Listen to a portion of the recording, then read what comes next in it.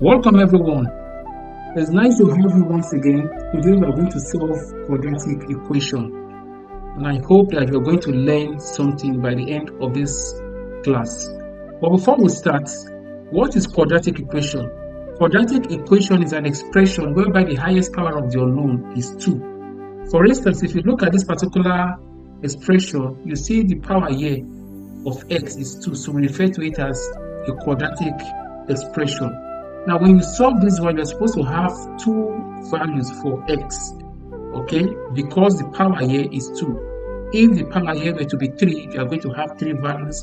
If it's 4, you have 4 values, so on and so forth, okay? But before we solve, I just want you to know that there are 4 methods of solving quadratic equation.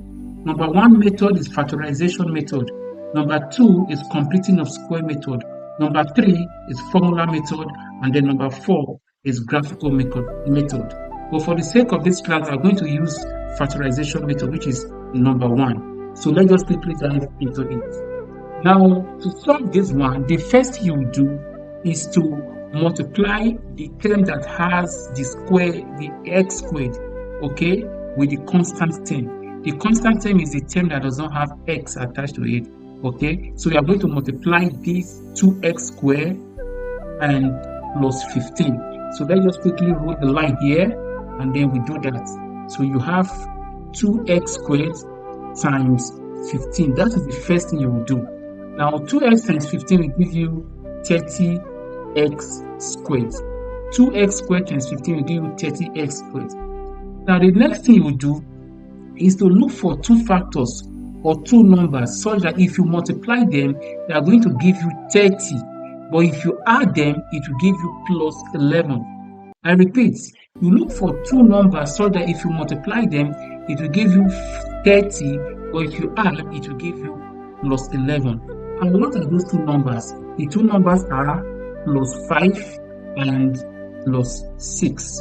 Now, if you look at it, plus 5 times plus 6 will give you plus 30.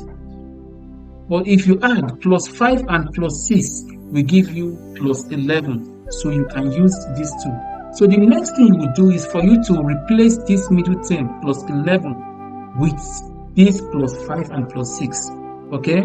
Now, what you do here is for you to attach x to this and then attach x to this so that you now have plus 5x and plus 6x.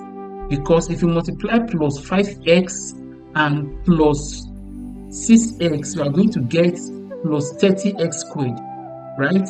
But if you add plus 5x and plus 6x, you are going to get 11x. So what you are going to do is to replace. You simply replace this plus 11x with plus 5x and plus 6x. Let's just quickly do that.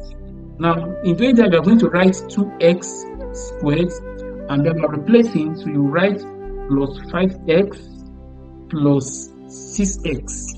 We've replaced that plus 15 equal to 0. Good. Now, at this particular point, you are going to factorize. You are going to factorize. Before you factorize, let us group. You group this like this to factorize. You're going to group this like this to factorize, and then you group this to factorize. Okay, and doing that now, you are going to look for the HCF. What is the HCF? What is the HCF? Because we're going to factorize this now. What is the HCF between 2x squared and 5x? I think it's going to be x, right? You take x out and then open the bracket. What will be left here is now be left with 2x plus this side will now become 5, and then you close the bracket. Now, if you factorize this other one here, 6x plus 15, what is the HCF? The HCF is 3. So you take 3 out, and then you open the bracket, then it will now be left with 2x plus this one, just like you are saying 15 divided by 3, that will give you 5. Okay? 5. So let us quickly erase all these ones here so that we have these 2 left. Okay, so this one will now be equal to 0. Now, if you look at this particular expression, the terms inside the bracket, this term is here, this and this, they are the same. These 2 terms are the same. This and this, they are the same. We are simply going to pick one out of them. Okay, and then those terms outside the bracket, you take them and put inside another bracket. So let's do that now. So we are going to take 1, which is 2x plus 5. I'll put it in one bracket. Then the term outside the bracket is going to be x plus 3. You close the bracket, equal to 0. So we are looking for x. What this expression means that either 2x plus 5 is equal to 0 or x plus 3 is equal to 0. So let's equate each of them to 0 and then we'll find the value of x. So for the first one, which is 2x plus 5, let's take the next one, which is 2x plus 5. We just equate it to 0. So this one will give you 2x. You're simply going to move this one to this side. It will now become equal to minus 5.